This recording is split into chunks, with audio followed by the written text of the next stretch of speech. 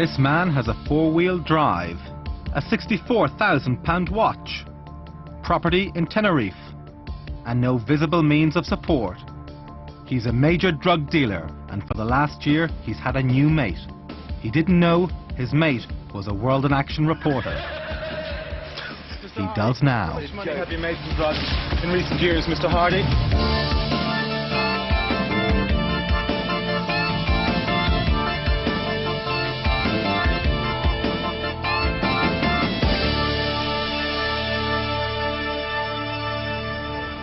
My name is Donal McIntyre. I'm a World in Action reporter. In last week's programme, I described how I'd infiltrated the drug gangs of Nottingham. I spent a year living as Tony Hearns, a small-time drug dealer complete with four-wheel drive, mobile phone and all the trimmings. I described how I'd got a job as a bouncer and bought drugs freely from some of the very doormen paid by pubs and clubs to keep drugs out. How drug dealers paid off doormen to be allowed to sell drugs in nightclubs. And how the very man who hired out doormen sold dangerous drugs himself. If anybody's honest, I was able to do all this because I'd cultivated a friendship with one of the biggest drug dealers in town, the man who supplied many of the dealer doormen. This man, Wayne Hardy. Tonight, World in Action takes you inside the world of a major drugs dealer. It's Wayne's town, it ain't my town. It's a lot more Wayne's town. I'm nobody compared to Wayne. I'm a little piece of in Manchester. There's too many guns about. That's what's mate. Around here, your hard men are still running it. There is a lot of guns about, yeah, and they can use them. They don't have to. The hard men are still running it. On the face of it, Wayne Hardy's lifestyle appears pretty unremarkable. He lives in this modest family house in one of the less salubrious areas of Nottingham. But there are a few giveaways. The upmarket Discovery he drives, and the radio scanner he carries with him to monitor police wavelengths. He has a Range Rover Discovery, a Harley Davidson motorcycle. He recently took a number of his colleagues to America to watch the Bruno fight, and he has quite a large number of trips abroad. Ivor Pennington, now under protective surveillance, targeted Wayne Hardy. Has he got any visible means of support at all? None whatsoever.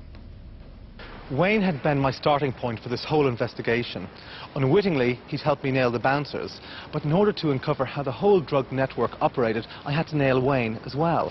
I spent hours with him training in the gym, cultivating his friendship. What were they the poses you have to do when you're in a competition? All close like that. Yeah. He used to be a competition bodybuilder, and he still works out hard and is ferociously strong. But he's getting some chemical assistance. What's getting there? How long does it take it to work? About 3 weeks. 3 weeks. Because it means surprised you. So do you jab it into your leg? I did it. Do you? I grabbed, I pinched the skin. Yeah. Little needle like Wayne is on steroids. So I banged on the plate and I was like that. I'm like, I swore it went bomb like that in a week.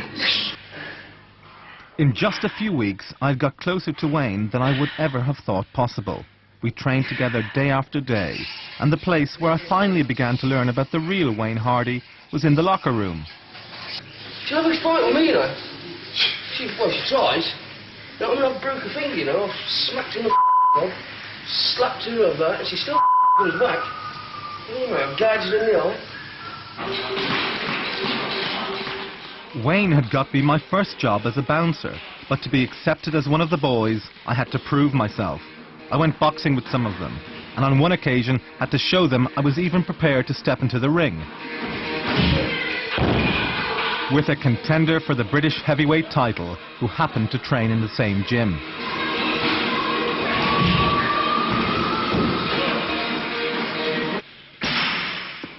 Through boxing, I gained the trust of this man, Lee Tomlinson, head doorman at Beetroot, Nottingham's nightclub of the year. Lee is a lifelong friend of Wayne Hardy. So yourself and Wayne go back a long way, have you? Yeah. Some fun we have, me and Wayne. Some right fun. We used to wake up Sheffield together, that's where we first met. Yeah, I know, it's clever, isn't it? Clever Wayne is. Right, so, you know Dean, his brother? Yeah, I know him to see. His mum and dad have got pictures of them two all over their house in black and white, like gangster. And she's got like Al Pacino's face in black and white. And, you know what I mean? Lee was the first doorman to talk to me about Wayne's main line of business. This pad is really strong. Yeah. Really pure. It is. All right. A few dabs, that's all you need. It's plenty. Excellent, excellent, excellent. Good source. The best. Yeah. Wayne, you sorted it out. Excellent. Hearing it from bouncers was one thing, but I needed more than that. I needed to hear it from Wayne himself. How was I going to find out more about his life as a dealer? There was only one way. I had to become a drug dealer myself. I had to get Wayne to be able to trust me enough to talk about things that could get him locked away for a long, long time. I not only had to become his friend, I had to become his mate. In the centre of Nottingham is a bar called Bellamy's. On paper, you will find nothing to connect it to Wayne Hardy. But he drinks there every weekend, and when he's there, he acts as though he owns the place. And so does everyone else, for that matter. I used to join him there for a drink.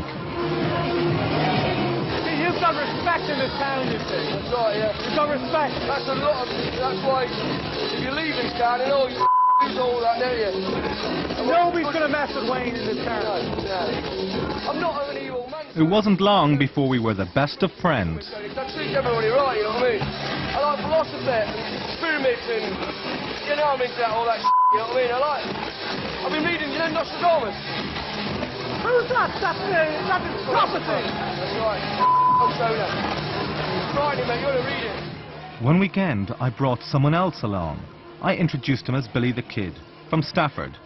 We spent a couple of hours talking boxing with Wayne, then Billy went off.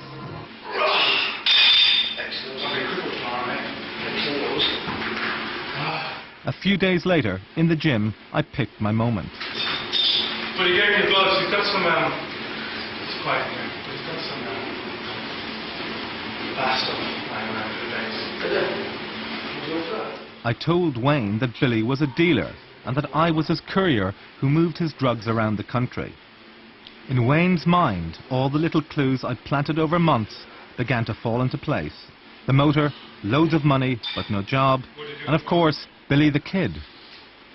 I told him Billy had a kilo of base amphetamine to get rid of. Base is pure amphetamine. It can be diluted many times before being sold. Was Wayne interested? I'll ask the lads, but I know they're paying around $4.25 for it. That's what that's what it's going at, you know. It's, Well, anyway, we're right. Okay, we'll have a chat the weekend and that doesn't make sense. it all depends how good it is, you know. How many is making out of it, you know? 10. Getting 10 out of it? Yeah. He's getting 10 out of it. What's that? Yeah. Depends, you get a little bit. If you can get a sample of it, Yeah. you know, see how many they can make out of it. If he's making that money, then it's worth it. I was amazed at how openly Wayne talked to me about drugs. But then, everybody who knew him knew what he was into. So how could he operate so freely, and why wasn't he being arrested? Where you have Mr. Big, they sit at the top of the organisation. It is desperately difficult to get the evidence against those people, because they've learned through time they have a hands-off approach. It's very difficult to put their hands onto the drugs. It's very difficult to put them at the drug supply chain. Wayne had taken the bait. The problem was, I didn't have any speed to sell him. But Wayne solved that problem for me. He suddenly left town for a couple of weeks. And when he came back, I had my excuses ready. So he had the, well, actually, I had the gear and had the K in town last week, but I couldn't contact you, so I didn't want to hang around for too long, so I took it back. So he got rid of it. If you get some low tone, I've got people that want it now. Yeah, I'll be on to them and I can get rid of it. Yeah. Then, just as I was pondering my next move, Wayne took the initiative. Pop and see Billy tonight.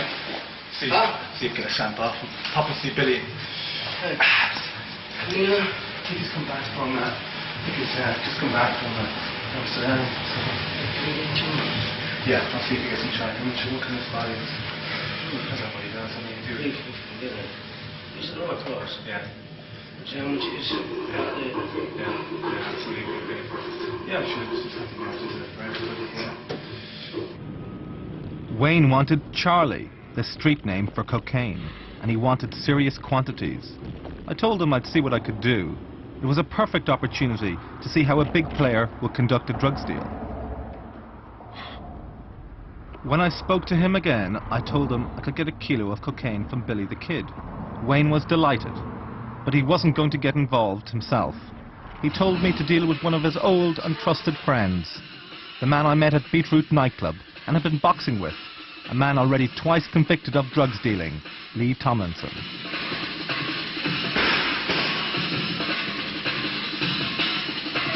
So basically, okay, there's two things. Okay, it's like, it's as per before.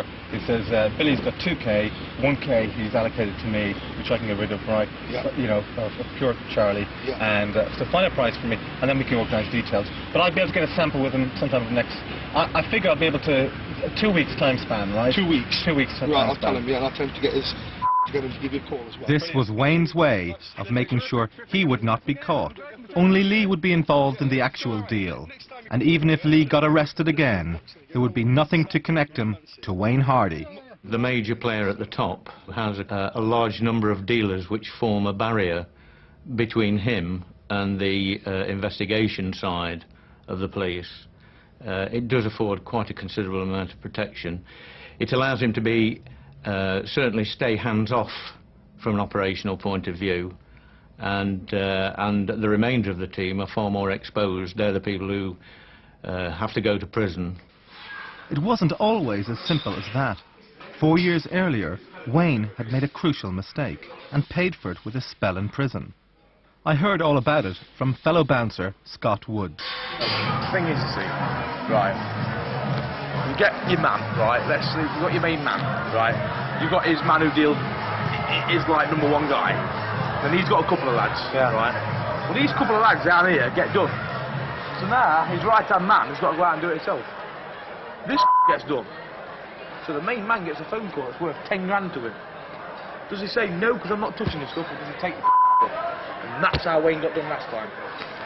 He said, yeah, okay, and he went for the deal. And that's how he got caught. Because up to then, he didn't touch it.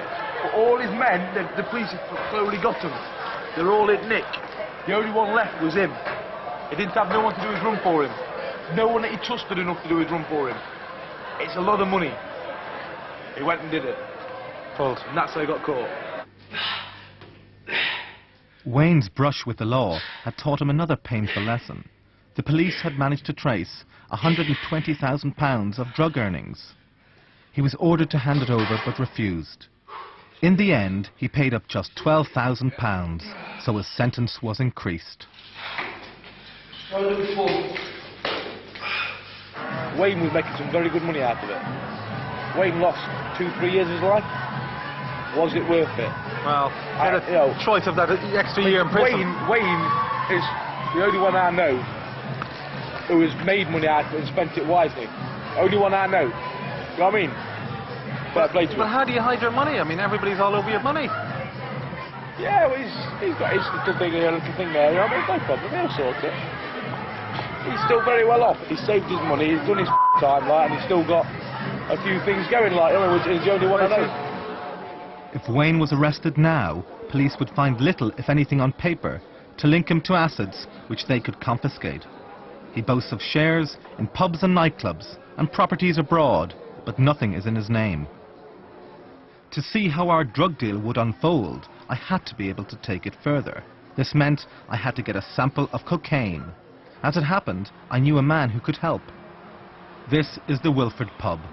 It's only been open a few weeks after a major refit and a change of name. It used to be the Three Bridges and was a notorious drugs den until the police secretly filmed drug dealing, raided the pub and closed it down a year ago. The new owner wanted the dealers kept out, so on the door he put a man with specialised knowledge. A man he thought was a reformed drug dealer. This man, Simon Morley. But this reformed dealer was the very man we had already bought cocaine from outside a Nottingham nightclub. And just 3 days after the Wilford reopened, Simon and his chums were already doing business themselves. Well, I took about £10 a month, and I gave all the lads, you know, I just said, lads, 3 lines, making lines up, just go on and snort it, got them all over. like, a minute later, it was... Everyone thought they'd had, like, 10 lines of coke. It's that strong in it. It's like, wow.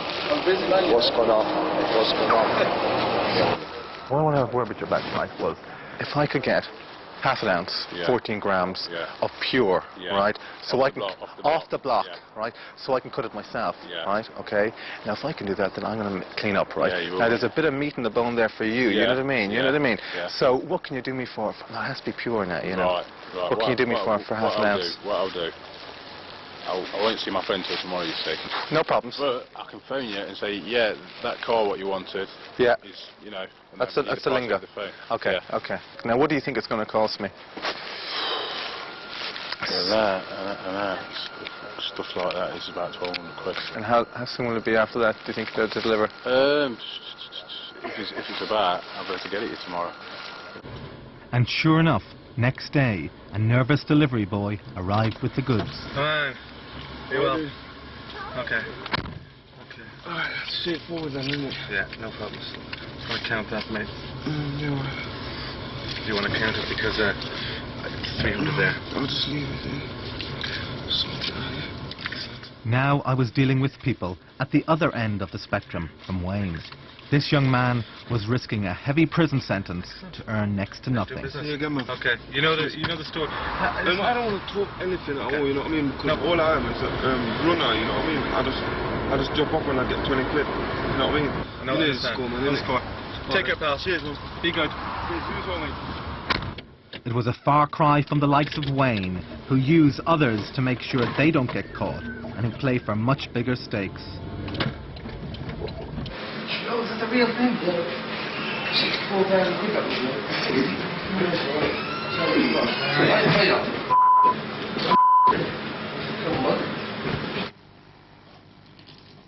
Now I had the cocaine sample to give to Wayne, but what would happen after that?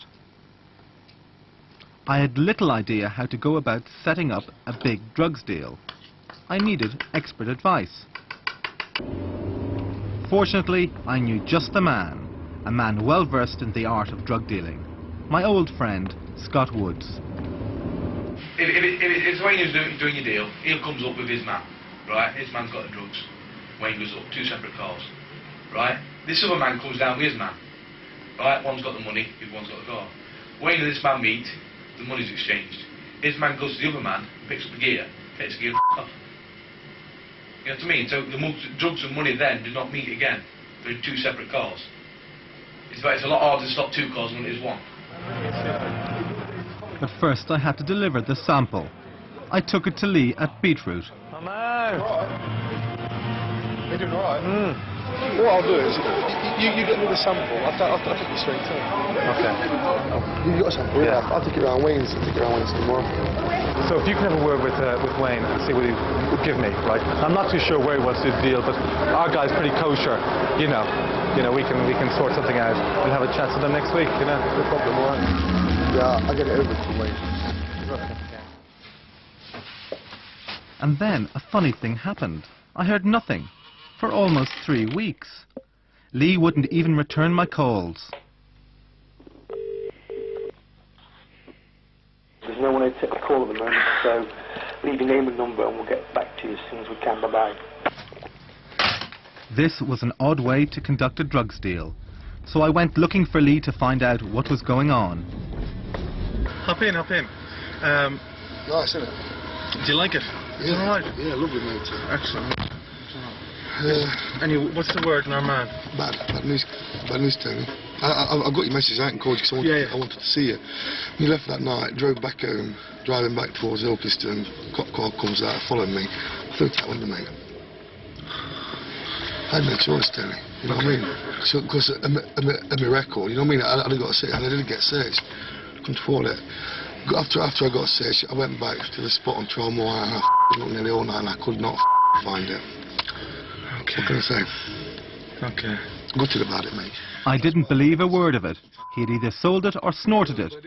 Working through Lee was getting me nowhere. I had to talk to Wayne himself. Well, have you been in contact with Wayne? Have you seen the man? No, he's in Tenerife. He's in Tenerife. As it happens anyway. Okay. So.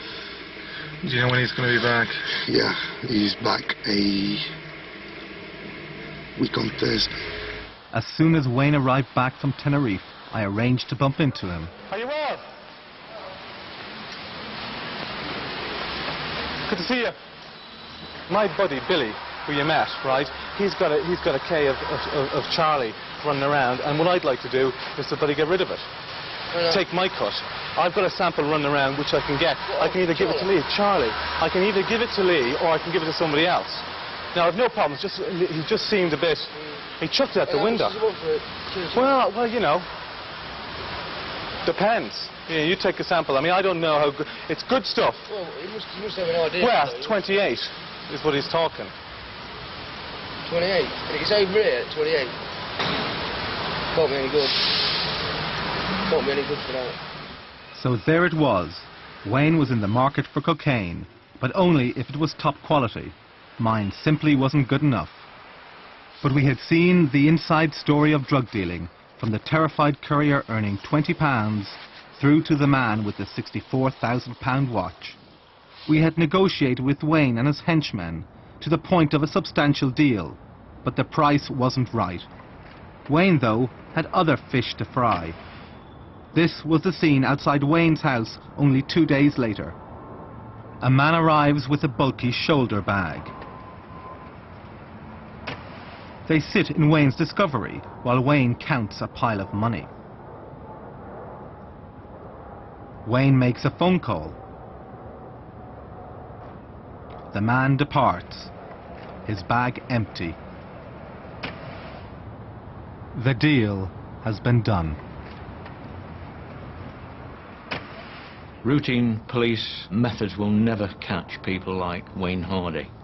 Covert techniques, very sophisticated surveillance, masses of resources, both financial and personnel. And that is the sort of operation that you're looking at to actually make a successful arrest and conviction for Wayne Hardy. So basically, if the likes of Wayne Hardy are to be taken out of circulation, society has to decide to spend a lot of money doing it. Without doubt, a considerable amount of money. Youngsters are being taken into this criminal culture when they see these people who they see as role models. They see the high-powered car, they see the clothes that they wear, they see the lavish lifestyle, the ability to travel to faraway countries, to lay in the sun during the winter. The youngsters see that as something that they should aspire to. That's a desperate situation when they're viewed as role models. In the end, society has to decide. Are we prepared to pay what it takes to lock up the likes of Wayne Hardy, or are we content just to sweep up the small fry and leave him free to flaunt his wealth? The more I saw of Wayne's world, the more I realised that his freedom is an affront to us all.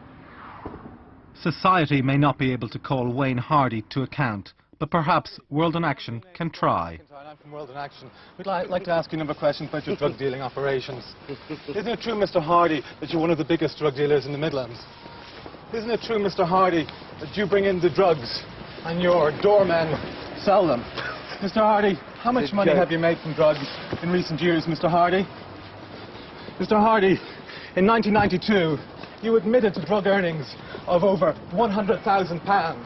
Mr. Hardy, how much have you earned this year, Mr. Hardy? How have you been able to finance your lavish lifestyle on the back of no legitimate earnings? How much have you earned? Mr. Hardy, where do you launder your money? Mr. Hardy? And how much have you earned in recent years, Mr. Hardy? Where have you hidden your money, Mr. Hardy? Mr. Hardy, we've been filming you for several months now, and we have ample evidence that you're a major drugs trafficker. Mr. Hardy, just a number of questions to ask you, Mr. Hardy. How much money have you earned, Mr. Hardy, in recent months, Mr. Hardy?